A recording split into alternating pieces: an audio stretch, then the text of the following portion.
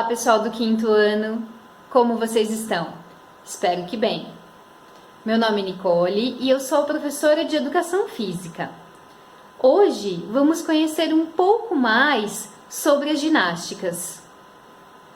Vocês separaram que eu disse ginásticas no plural? E isso não foi à toa, porque existem variadas formas de nós vivenciarmos a ginástica e assim como existem diversas modalidades sistematizadas que usam os elementos dela. Acredito que você conheça e até já tenha vivenciado algumas delas. Então, tente se lembrar. Quais ginásticas você já viu na TV? Quais você já vivenciou?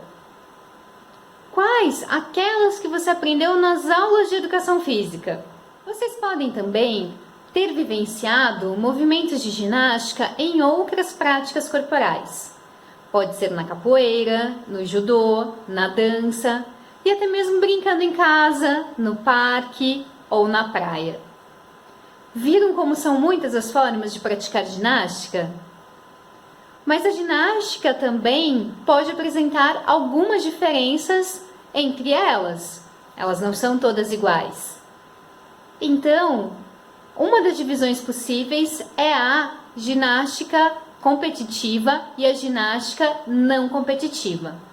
A ginástica competitiva é aquela que passou ou passa por um processo que nós chamamos de esportivização e por isso se transforma num esporte.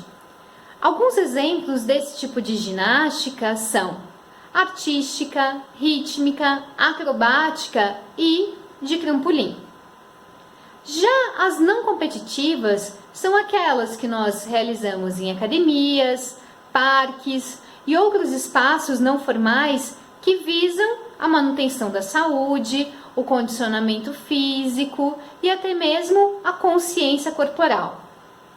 Temos também, dentre as ginásticas não competitivas, uma modalidade que se chama ginástica para todos. É uma modalidade que une diversas expressões corporais, como a dança, o folclore, o circo e os elementos de várias ginásticas, a fim de realizarmos apresentações. E essas apresentações, elas englobam diversos tipos de pessoas, sejam de complexidade física, idade, objetivos, né? Então, isso também é uma ginástica não competitiva. Que tal agora aprendermos um pouco mais sobre as ginásticas competitivas? Vamos começar pela ginástica acrobática. Então, preste atenção no próximo slide, que vai trazer alguns fundamentos para nós compreendermos um pouquinho mais dessa modalidade. E agora que nós já conhecemos um pouco do funcionamento desse esporte, vamos experimentá-lo?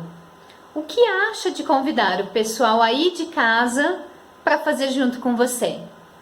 Mas antes disso, tome alguns cuidados de segurança.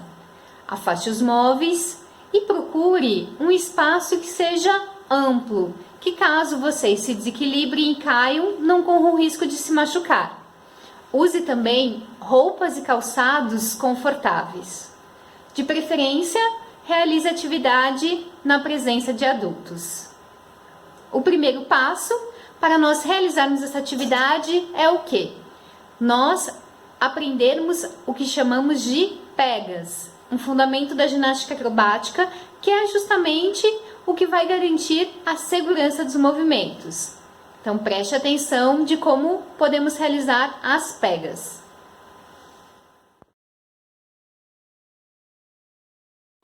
Agora que já conheceram os diferentes tipos de pegas, que tal realizarmos algumas figuras? Precisamos de pelo menos 2 pessoas para fazer isso. Vocês lembram das funções base, intermediário e volante? Observem que cada participante vai exercer um papel na formação da figura, que para cada um deles é necessário características físicas diferentes. Então observem as características das pessoas que participaram da atividade com você. Quais são os mais leves, os mais altos, os mais fortes? E depois avaliem em conjunto qual posição cada um deve ocupar. Quem deve ser o base, quem deve ser o volante e, se tiverem mais pessoas, quem deve ser o intermediário. E já que nesse momento nós estamos impossibilitados de realizarmos essas atividades juntos, que tal nós filmarmos as figuras formadas aí em casa e compartilharmos pelos aplicativos de celular ou pelas redes sociais com os nossos colegas? E não somente compartilhar, desafiá-los. Vamos ver quem consegue formar a figura mais criativa, com o maior número de pessoas. E também, lembre-se, uma regra dessa modalidade: não adianta simplesmente formar a figura. Tente permanecer nela por pelo menos 3 segundos. Uma outra modalidade competitiva é a ginástica rítmica. Será que ela também pode ser praticada em casa? O que vocês sabem sobre essa modalidade? Para mim, a primeira coisa que vem à cabeça quando eu penso em ginástica rítmica é a interação dos participantes com alguns objetos, que são chamados aparelhos.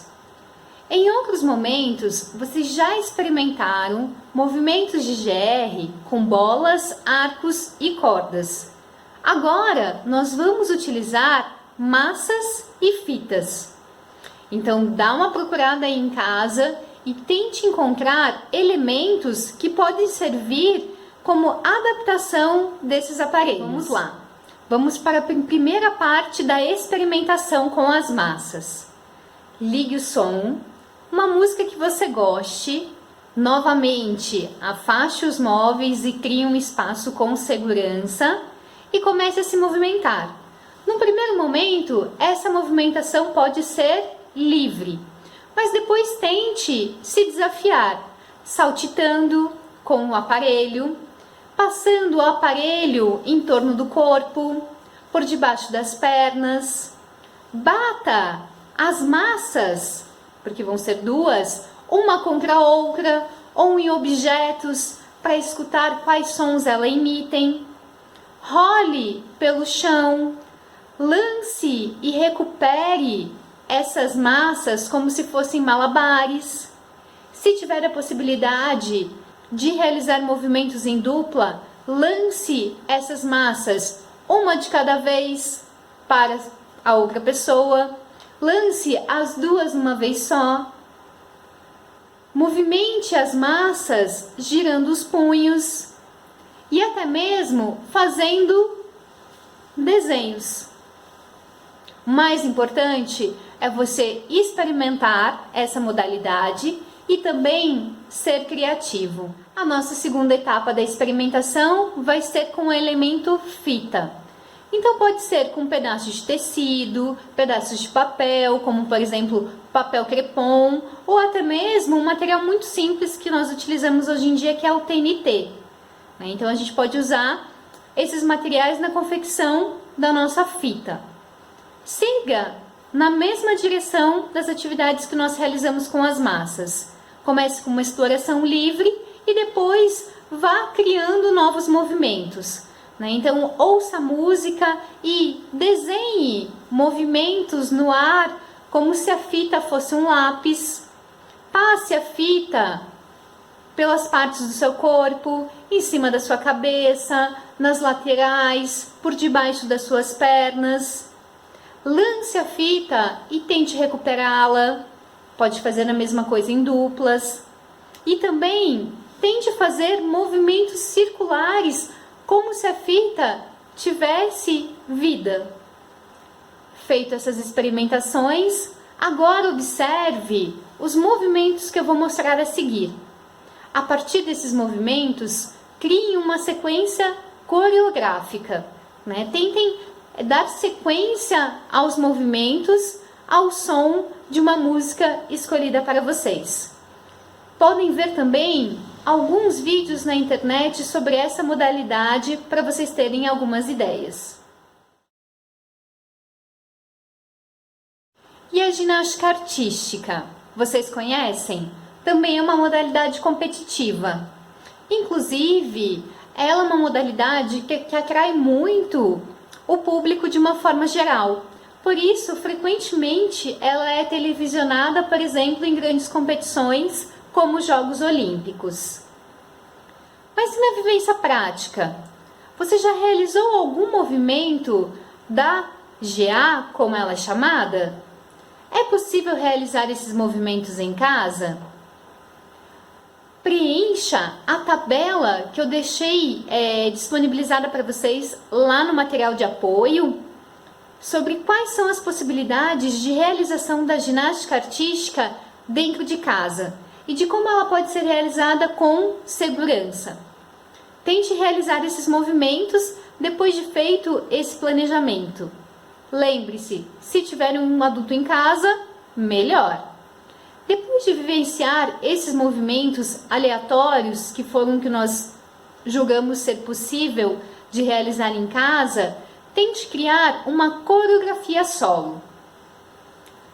Lembre-se, se você já observou nas competições de ginástica, que existem algumas diferenças nessas coreografias para homens e para mulheres.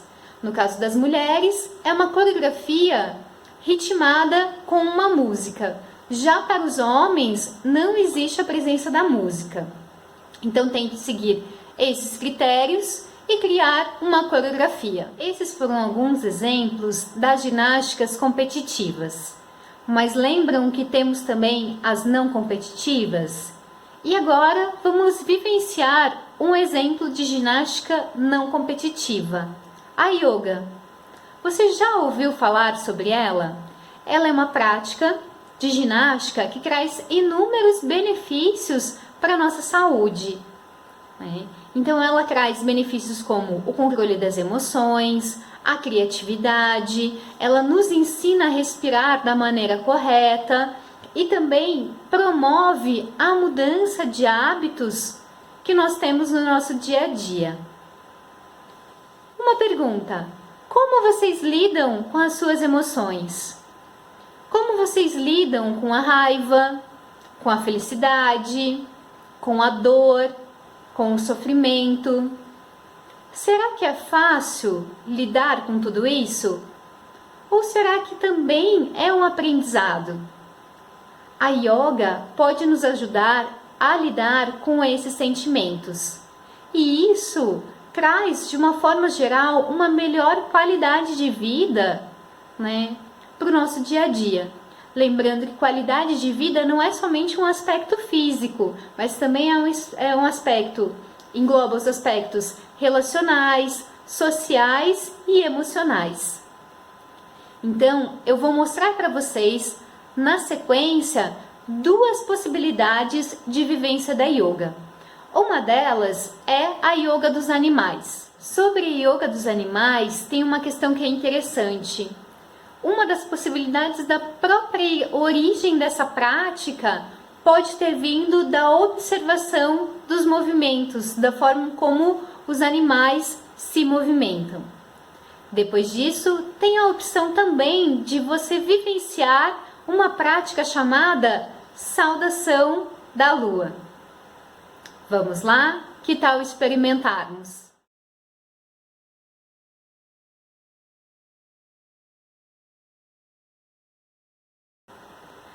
Para finalizar, registre no seu caderno de educação física quais são os benefícios que os diversos tipos de ginástica podem trazer para a sua saúde. Mais tarde, você pode conversar com o seu professor de educação física sobre este debate. Pessoal, uma boa semana, fiquem bem e até a próxima!